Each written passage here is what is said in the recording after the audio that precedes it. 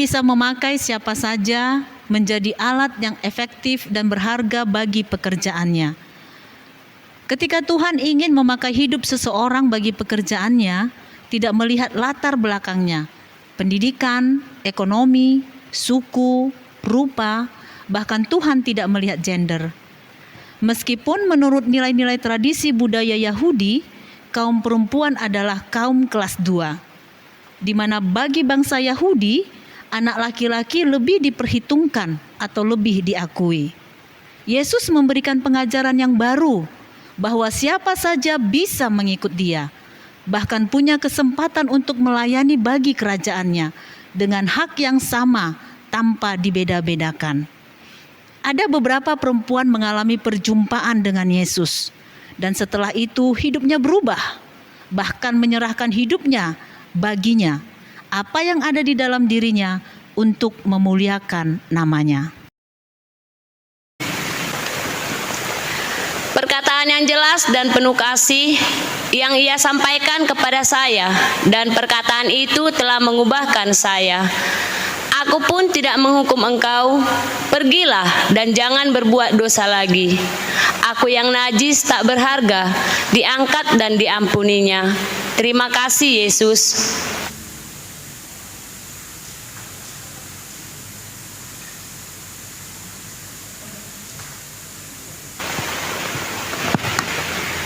Hai penonton, perkenalkan saya, orang yang terkenal dalam Alkitab dengan kehebatannya, kesibukanku di dapur.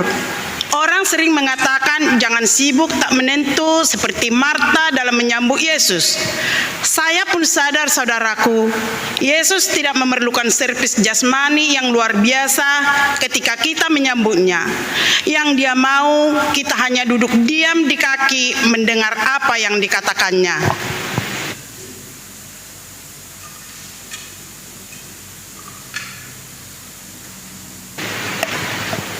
Ketika Yesus datang ke rumah kami di Betania, saya sangat bahagia sekali. Tuhan sudi datang ke rumah kami. Dan yang kulakukan adalah duduk diam di kakinya, mendengar semua apa yang Yesus sampaikan. Dan itulah terus yang kulakukan.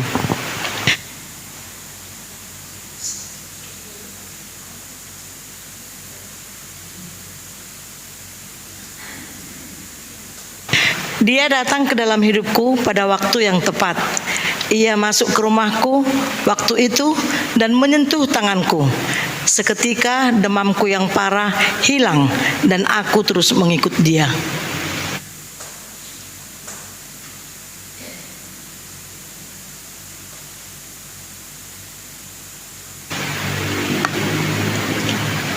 Perkenalkan, nama saya Susana. Setelah Yesus menyembuhkan saya atas kuasa-kuasa kegelapan, saya sangat bersyukur.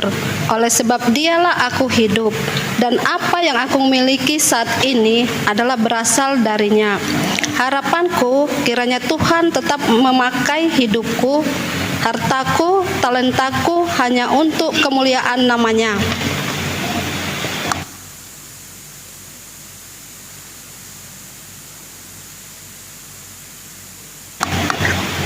Saya sangat beruntung karena Dia menyelamatkan hidup saya dari kungkungan roh-roh jahat.